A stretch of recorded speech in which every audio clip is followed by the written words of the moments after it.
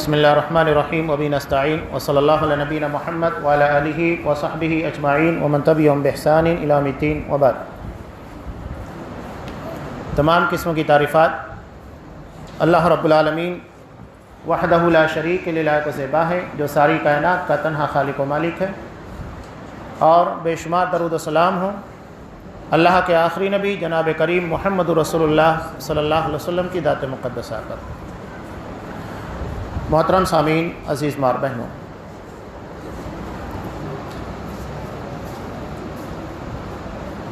اللہ نے انسانی زندگی کا ایک نظام بنایا ہے، اور اس نظام کا دو حصہ ہے، ایک مرد اور ایک عورت۔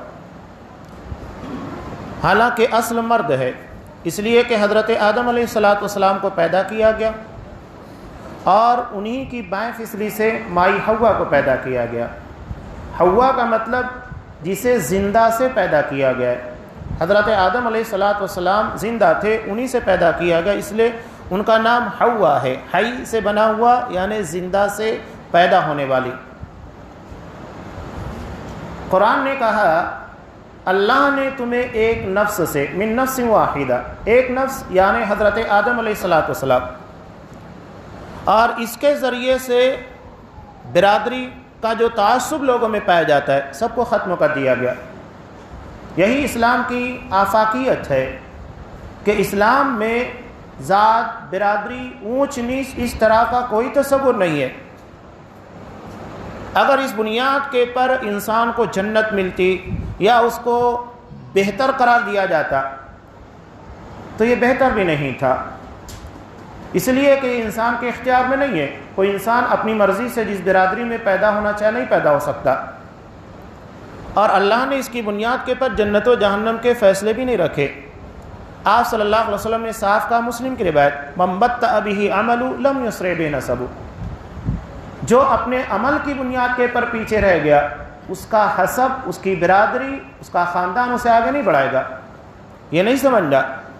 اور اللہ نے ہمیں مختلف برادریوں میں، قبائل میں لتعارفوا صرف اس لیے بانٹا ہے تاکہ ہم ایک دوسرے کو شناخت کر سکیں، پہچان سکیں۔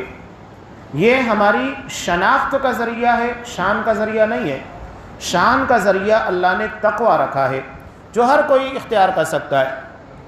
ان اکرمکم عند اللہ اتقاکم، تم میں کا سب سے بہتر اللہ کے نزدیک کون ہے؟ جو تقوی میں سب سے بہتر ہے۔ اور تقوی کہاں ہوتا ہے؟ آپ صلی اللہ علیہ وسلم نے کہا التقوی ہاہنا، التقوی ہاہنا، التقوی ہاہنا، تقوی یہاں ہے، تقوی یہاں ہے، تقوی یہاں ہے۔ وَيُشِيرُ إِلَى صَدْرِهِ 3 مرات، 3 مرتبہ آپ صلی اللہ علیہ وسلم نے اپنے دل کی جانب اشارہ کیا۔ اسی کے پر جنت و جہنم کے فیصلے ہیں، تو اس پر توجہ دیجئے، دوسری چیزوں پر نہیں۔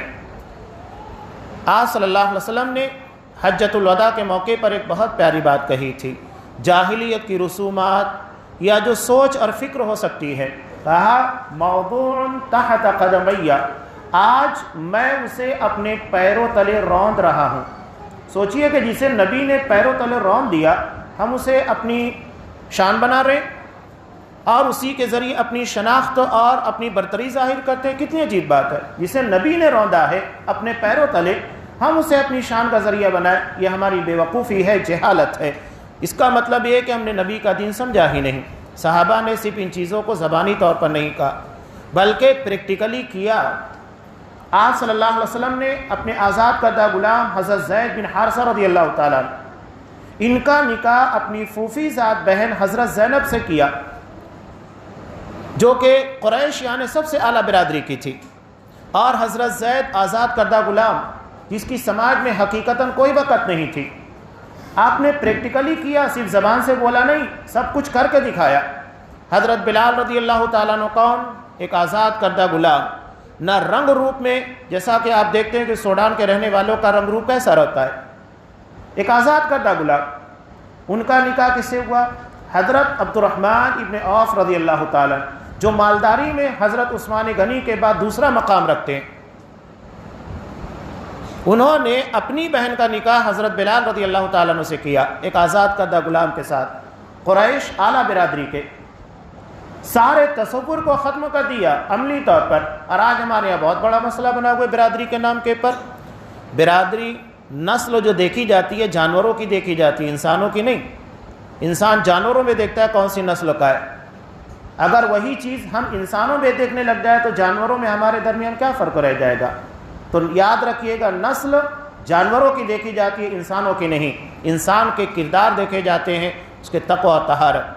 آپ صلی اللہ علیہ وسلم نے صاف کہا، ترمذی ابو داؤد کی روایت میں، اذا اتاکم من ترضون دینا وخلقا، اگر تمہارے پاس کوئی ایسا شخص پیغام نکاح بھیجتا ہے جس کے دین یعنی عقیدہ اور منہج اور اخلاق، جس کی بنیاد کے پر وہ اپنے رہن سہن کو بہتر بناتا ہے، جس کی بنیاد کے پر اپنی بیوی اور بچوں کے ساتھ اچھے اخلاق کے ساتھ پیش آئے، اگر تم اس سے راضی ہو فتزوجوا، تو نکاح کر دو۔ اگر تم نے ایسا نہیں کیا تو زمین میں بہت بڑا فساد برپا ہوگا، اس لیے کہ اگر دین، اخلاق، عقیدہ ان چیزوں کی بنیاد پر رشتے نہیں ہوں گے تو کن چیزوں کی بنیاد پر؟ اور آج یہ امت مسلمہ کے لیے سب سے بڑا مسئلہ بنا ہے۔ آج ہم دیکھتے ہیں چمڑی اور دمڑی، رنگ روپ دیکھے جاتے ہیں اور پیسے دیکھے جاتے ہیں، اسٹیٹس دیکھے جاتے ہیں، اسی بنیاد پر۔ اور جب مارکیٹ میں اس چیز کا چلن ہے تو لوگ چاہتے ہیں کہ ہم کیسے پیسہ بنا لیں، اپنی بچیوں کو کیسے خوبصورت بنا لیں، دین کے پر کسی کو توجہ نہیں۔ ایک شاعر نے بہت پیاری بات کہی تھی نا، یہاں رشتوں کا بھی مول، اس بازار میں ہے مہنگائی، بہت اونچی بولیاں لگائی جاتی ہے۔ یہ تو غیروں کے یہاں تھا کہ ان لوگوں کے یہاں پر لڑکیوں کے لیے میراث نہیں، میراث کے مسئلے آ گئے ہیں۔ اب یہاں جو مسئلہ شروع کیا گیا قرآن مجید نے نکاح کے تعلق سے، بہت ساری خرابیاں، ہندوانہ سوچ ہمارے درمیان آج بھی زندہ ہے، خاص طور سے خواتین میں۔ قرآن مجید نے نکاح کے تعلق سے صاف کا ابتدا کی کہ اگر تم نکاح کرنا چاہتے ہو تو کس سے کرو؟ فَانْكِحُوا مَا طَابَ لَكُم مِّنَ النِّسَاءِ، عورتوں میں سے جو تمہیں پسند ہو، جو تمہارے دل کو بھائے۔ مثنی وثلاث ورباع، 2 سے، 3 سے، 4 سے۔ قرآن مجید نے ابتدا 2 سے کی ہے۔ صحابہ کی پوری تاریخ اٹھا کر دیکھیے گا، صرف 2 صحابی آپ کو ملیں گے، ایک حضرت عبداللہ ابن مسعود رضی اللہ تعالیٰ عنہ جو جسمانی اعتبار سے کمزور تھے، اور ایک ابو ذر رضی اللہ تعالیٰ عنہ جو دنیا سے انتہائی کنارہ کشی اختیار کیے ہوئے تھے، زہد و تقوی میں بہت آگے تھے۔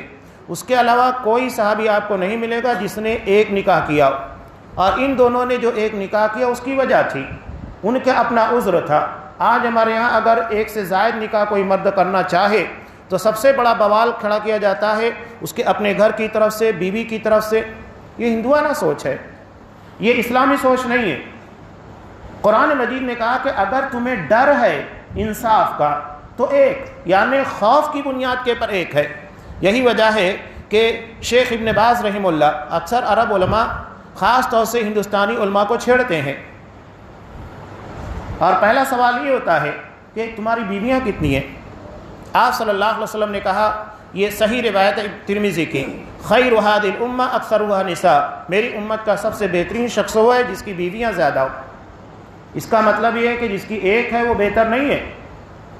آپ صلی اللہ علیہ وسلم نے جو چیزیں بیان کی یہ فطرت کے تقاضوں کے مطابق ہے۔ اور آج آپ دیکھیے، اگر ہم غلط راستے کے پر ہمارا بھائی شادی شدہ جاتا ہے تو ہمارے لیے اتنا مسئلہ نہیں ہے، ہم اس کو لیپا پوتی، اس کو چھپانے کی کوشش کرتے ہیں۔ لیکن اگر وہ جائز طریقے سے نکاح کرنا چاہے گا تو سارے لوگ کھڑے ہو کر رکاوٹیں پیدا کریں گے، نہیں کرنے دیں گے۔ یعنی ہم جائز کام میں رکاوٹ پیدا کرتے ہیں اور ناجائز کام کے لیے سپورٹ کرتے ہیں۔ سوچیے ہمارا مزاج کیسا بنا ہوا ہے۔ آج عرب میں دیکھیے، پہلی بیوی اپنے شوہر کے لیے دوسری کی تلاش میں نکلتی ہے، 2 ہو جاتی ہے تیسری کے لیے، 3 ہو جاتی ہے چوتھی کے لیے۔ یہ مزاج ہے، یہ اسلامی مزاج ہے۔ وہاں اس طرح جو ہمارے ہاں عورتوں کے اندر مزاج اور فکر پایا جاتا ہے، دوسری آ گئی اس کا مطلب یہ ہے کہ وہ ہمارا حصہ آدھا کاٹ لے جائے گی، اس کا مطلب ہم تقدیر پر ایمان نہیں رکھتے۔ اللہ نے ہر کسی کی تقدیر اس کے ساتھ لکھ دیا، اس کا رزق سب کچھ دے دیا ہے، وہ اپنا رزق لے کر آئے گی، یہ نہیں کہ تمہارا اپنا رزق کم کر دے گی۔ یہ بہت خراب قسموں کی سوچ ہمارے درمیان پائی جاتی ہے۔ قرآن مجید نے جو بات کہی، شیخ ابن باز اسی لیے کہا کرتے تھے، جیسے ہی دیکھا کتنی بیوی ہے تو کہنے لگے نحن من الموحدین، ہم وہ ہیں جو موحدین ہیں، یعنی ایک ایک عورتیں رکھنے والے۔ تو انہوں نے کہا کہ نہیں، تم لوگ موحد نہیں ہو بلکہ من الخائفین، ڈرنے والوں میں سے ہو۔ قرآن نے کہا کہ تم کو ڈر لگتا ہے تو ایک سے کرو، تو تم موحد ایک بیوی رکھنے والے نہیں بلکہ ڈرنے والے ہو۔ یہ اکثریت ہماری ویسی ہی ہے۔ اور اگر کوئی دوسری کرنا بھی چاہے تو رکاوٹیں اتنی کھڑی کر دی جاتی ہے۔ علامہ ابن تیمیہ رحمۃ اللہ علیہ ایک بہت پیاری بات کہتے ہیں کہ بدعات کے مقابلے میں اگر سماج میں کوئی ایسی رسم پائی جاتی ہے، کوئی ایسی سوچ پائی جاتی ہے جو اسلام کے خلاف ہے، اس کو ختم کرنا چاہیے۔ اس لیے کہ بدعت کو لوگ ایسے بھی غلط مانتے ہیں، لیکن رسومات کو خاندان اور سوچ کی بنیاد کے پر اہمیت دی جاتی ہے، اور آج ہمارے یہاں یہ سوچ بن چکی ہے، اس کا خاتمہ کرنا بہت ضروری ہے۔ اللہ نے انسان کو میزان میں تنوع دیا ہے۔ آپ کو اگر خوشبو بھی چاہیے تو اللہ نے صرف گلاب نہیں دیا، موگرا دیا، چمیلی دی، ان گنت قسموں کی خوشبوئیں۔ کھانا ہے تو اللہ نے آپ کو ایک قسم کا کھانا نہیں دیا، یہ انسانی فطرت ہے۔ تو اللہ نے اس طرح ہر کسی کا مزاج، ہر کسی کی سوچ الگ الگ ہوتی ہے۔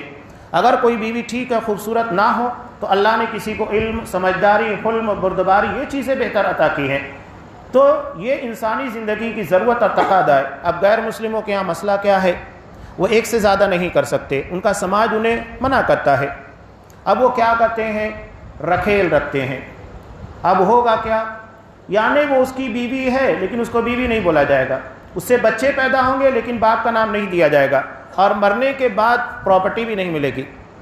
بتائیے اسلام نے جو مزاج دیا کہ باعزت طور پر وہ اپنے شوہر کی بیوی کہلائے، سارے حقوق اور سارے اختیارات جو ایک بیوی کو ملنا چاہیے وہ دیے جائے، اس کے بچے کو اس کا نام دیا جائے، مرنے کے بعد پراپرٹی دیے جائے، یہ بہتر ہے یا تو ساری محرومیوں کے ساتھ ایک ناجائز تعلق کی بنیاد کے پر رکھا جائے؟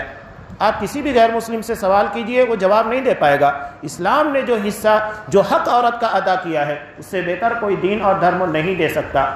آگے جو مسائل آتے ہیں میراث اور پراپرٹی کے، اس میں سب سے اہم مسئلہ قرآن مجید نے اجاگر کیا ہے یتیموں کا، مسکینوں کا۔ مسئلہ ایک پیدا ہوتا ہے، بہت ساری جگہ پر اس طرح کے مسائل پیدا ہوئے۔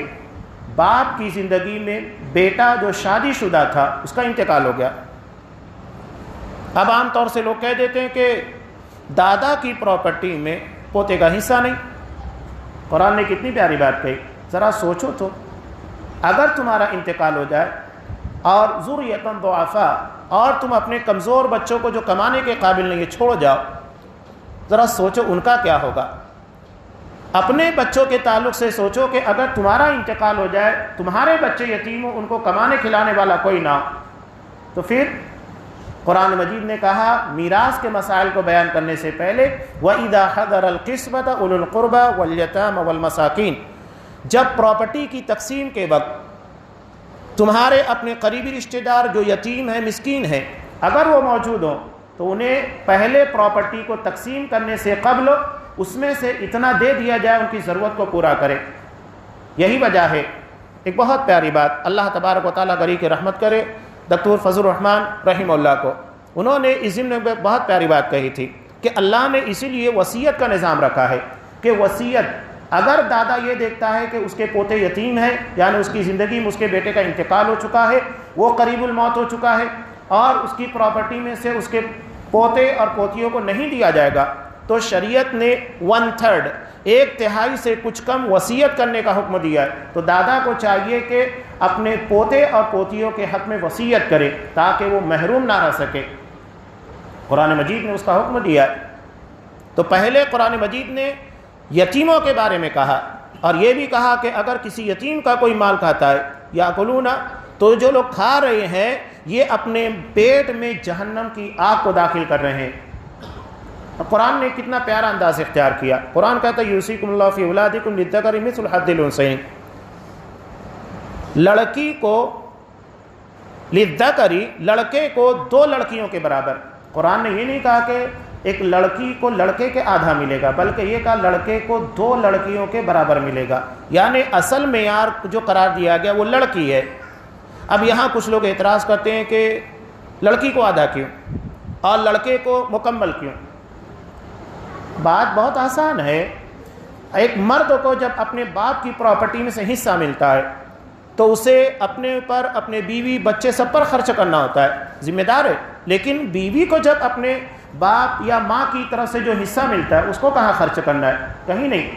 تو آدھا بھی اس کے لیے زیادہ ہے حقیقتاً، اس لیے کہ اس کو خرچ کا ذمہ دار نہیں بنایا گیا ہے، اور مردوں کو مکمل طور پر ذمہ داری دی گئی ہے خرچ کی۔ تو یہ جو تقسیم شریعت نے عدل کی بنیاد کے پر رکھی ہے، ایسا نہیں ہے کہ عدل کے تقاضوں کو فراموش کیا گیا ہے۔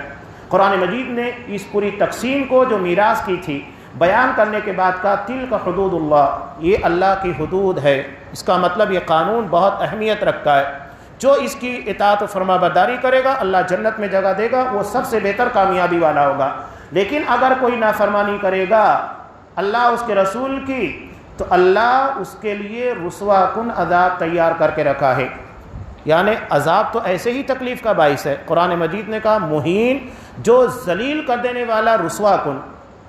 ایک آدمی کو سزا دی جائے لیکن اگر اسی آدمی کو روڑ کے اوپر لا کر مارا جائے جوتے چپل سے، تو یہ ذلت کی مار ہوتی ہے۔